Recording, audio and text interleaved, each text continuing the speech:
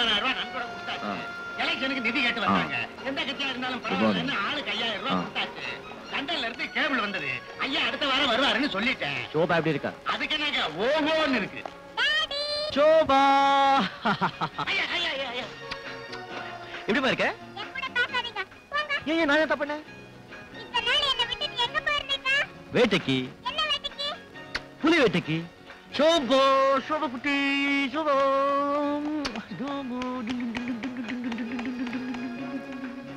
சபா இந்த மனுஷனுக்கு நடக்கவே தெரியாதா? இந்த ஓட்டம் ஓடுறாரு. சமா எந்த பக்கம் போனாரு? அண்ணன் யாரு?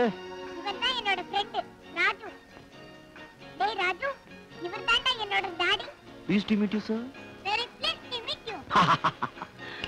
சோபாவை கவனிச்சுக்கிறதுக்கும் டீச்சர் வேலைக்கும் சேர்த்து ஒரு பொண்ணு வேணும்னு பலபரம் பண்ணிருந்தோம்ல, ஒருத்தங்க வந்திருக்காங்க. அவங்களுடைய அக்கா பையன் தான் இவன்.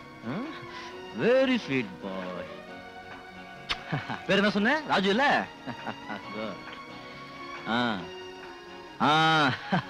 போங்க விளையாடு போங்க. Done. வந்திருக்கிற டீச்சர் பேரு சீதா. பேருக்கு தகுந்த மாதிரி தங்கமான குணம். வந்த உடனே நம்ம சோபாவை வழி குணாட்டாங்க. குட், நமக்கு அதானே வேணும். என்னப்பா ஷேவ் பண்ணாம வந்திருக்க? அது வந்துங்க. என்ன என்ன மாதிரி நீயும் தாடி வளர்க்க போறியா? பாரு, முதலாளிங்க தாடி வளர்த்தா பிஸின்னு அர்த்தம், தொழிலாளிங்க தாடி வளர்த்தா பசின்னு அர்த்தம். இது அறிவுகட்ட உலகண்டா. பாத்தியா, இதை வச்சுதான் சொன்னேன். இது எனக்கு தேவைதானா? நீ அப்பப்போ வாங்கிட்டே இருக்கணும். சிகரெட் வாங்க, உட்கார். உழப்புல மண்ணை போட்டுக்காத. என் ட்ரெஸ் எல்லாம் அழுக்கா இருக்கு. காட்டன் ட்ரெஸ் சார், ஒரு நாளைக்கு மேல தாங்க மாட்டேங்குது. அது வந்து நாளைக்கு எல்லாருக்கும் டெலிகார்ட் யூனிஃபார்ம் தச்சிருக்கு. உடனே ஏற்பாடு பண்ணிடுறேன், எனக்கும் சேர்த்து. ரைட். சீதாமா, சீதாமா, முதலாளி ஊர்ல இருந்து வந்துட்டாரு. அவர் தங்கமான மனசு, பணத்தை அள்ளி கொடுக்கறதுல அவருக்கு அலாதி இன்பம். உன் அதிர்ஷ்டம், நீ இங்க வந்து சேர்ந்துட்ட. நீ போய் அவரை பார்த்து ஒரு வணக்கத்தை வாரி விடு. போ. அங்க இருக்காரா? அங்கதான் இருக்காரு. வணக்கம் சார். யாரு? என் பேர் சீதா. புதுசா டீச்சர் வேலைக்கு வந்திருக்கேன். ஓ, நீங்களா? பயணம் எப்படி இருந்தது? நல்லா இருந்தது. ரைட். குழந்தை பாத்தீங்களா? புத்திசாலி குழந்தை. பிடிவாதம் கொஞ்சம் ஜாஸ்தி.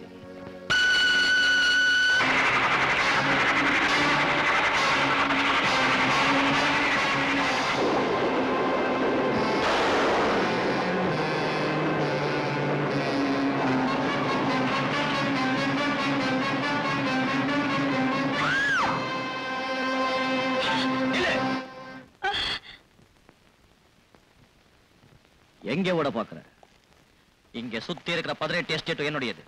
என் அனுமதி இல்லாம இங்க காத்து கூட வீசாது. இங்க நடக்கிறது நம்ம ஆட்சி.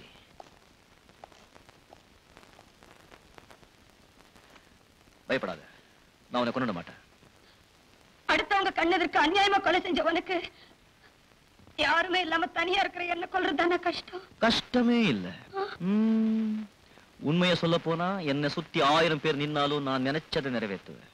கடவுளே, இப்படிப்பட்ட கொலைகாரன் வீட்டுக்கு வேலைக்கு வரைய தெரிஞ்சிருந்தா இந்த வேலையை வேண்டாம் ஓடி இருப்பேன். கொலைகார வீடுன்னா என்ன, ரத்தத்தால பெயிண்ட் அடிச்சிருப்பாங்களா இல்ல எலும்பால சோறு கட்டிருப்பாங்களா? இங்க இருக்கிறதுனால உனக்கு என்ன இடைஞ்சல்? ஒன்ன மாதிரி மிருகத்துக்கிட்ட எந்த மனுஷனாலையும் வேலை செய்ய முடியாது. என்னால ஒரு நிமிஷம் கூட இங்க இருக்க முடியாது. ஏய், நான் உன்னை இங்க இருக்க சொன்னேன். சகல வசதியோட உனக்காக ஒரு ரூம் தனியா இருக்கு. அங்க நீ நிம்மதியா இருக்கலாம். அங்கிருந்து தப்பிக்க மட்டும் முயற்சி பண்ணாத. நீ என்ன பயமுறுத்துறியா? நீ என்ன பயமுறுத்துறியா? தப்பிக்க வேண்டிய அவசியம் ஏற்பட்டா ஒரு பூனை கூட புலியா மாறும், பயங்கரமா சீரும். அப்ப மனுஷன் எப்படி? அப்படின்னா அப்படி என்ன, இந்த நிமிஷத்துல இருந்து நீ இந்த வீட்டுல எலி மாதிரி. அதாவது நீ ஒரு கைதி. இது என்ன அக்கிரமம்? கொலை செஞ்சது நீ, நான் ஏன் கைதி ஆகணும்? நீ வெளியே போன என்ன செய்வேன்? கழுத்தை சீவிடுவேன். உன் பேர் என்ன சொன்ன? சீதா. சீதா, சீதா, உனக்கு என்னெல்லாம் தெரியும்?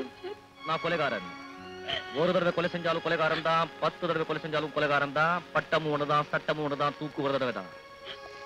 என்ன இன்னொரு கொலை செய்ய தூண்டாத. உன்னை உயர்ந்தவன் உத்தமன் ஊர் ஜனங்கள்லாம் பேசிக்கிறாங்க. அந்தரங்க வாழ்க்கையில நீ எவ்வளவு கேவலமானவர் எனக்கு தானே தெரியும். எஸ், நான் யோகியன்தான். நான் சொன்னபடி நீ கேட்கிற வரைக்கும் உனக்கு எந்த துன்பமும் வராது. இந்த வீட்டை விட்டு தப்பிச்சு போகவோ என்னை காட்டி கொடுக்கவோ முயற்சி பண்ண உன் தலைவிதி அந்த ஆண்டவர் கிட்டே இருக்காது, இந்த மனோகர் கிட்டே இருக்கு.